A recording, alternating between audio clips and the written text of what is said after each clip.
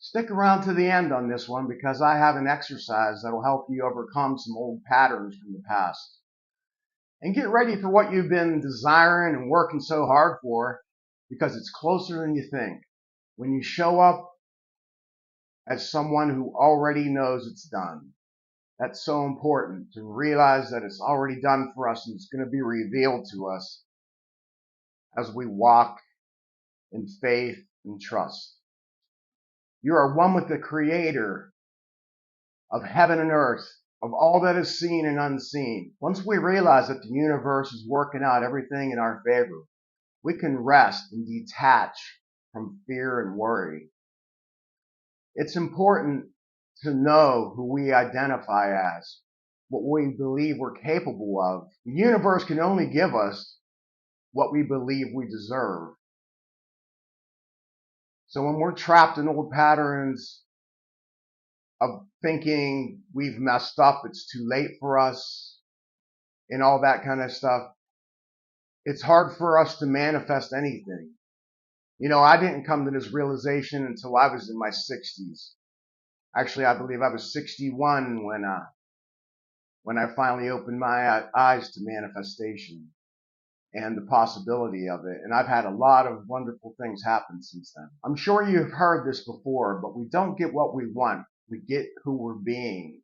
And our self-concept determines the reality that we experience in this life. A good analogy is quitting smoking. I smoked cigarettes for many years, and when I finally quit, I identified as somebody who was tired of it. I was tired of it. I didn't want to do it anymore. And I started looking at myself as a non-smoker. I just decided I'm a non-smoker. That is not something I want. It's not something I do anymore. And it's easier to stop or change when you actually start identifying with something.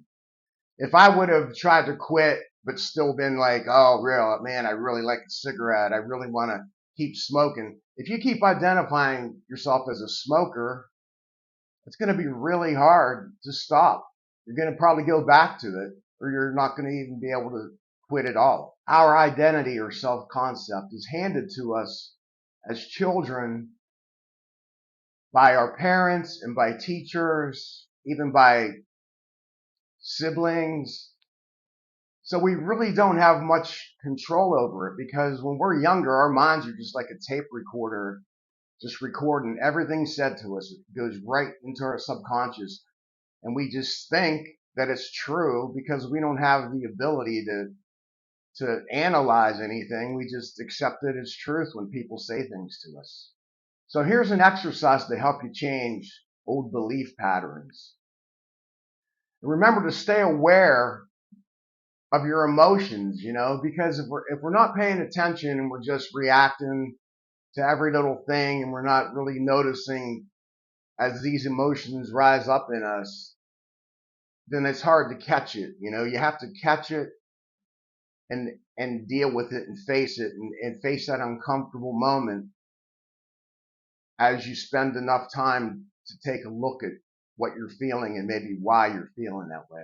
Whether you're feeling fear, sadness, anger, no matter what it might be, here's 4 steps to overcome those emotions or at least lessen their effect on you. And the more you do this, maybe once a day, twice a day, as emotions rise up that are disturbing, you'll learn to control and understand where they're coming from, and they won't bother you. They'll bother you less and less over time. If you enjoy our content, you might want to dive deeper and check out the 2 books that I've written. One is called Unleashing Destiny, which is a deep dive into manifestation and how our brain works to help us manifest. And there's also Believe the Best About Yourself and Your Life, a guide to living beyond childhood trauma. The first step is to take a deep breath and realize where that emotion lives inside of you. Is it mainly in your stomach? Is it in your neck? Is it in your joints and your knees?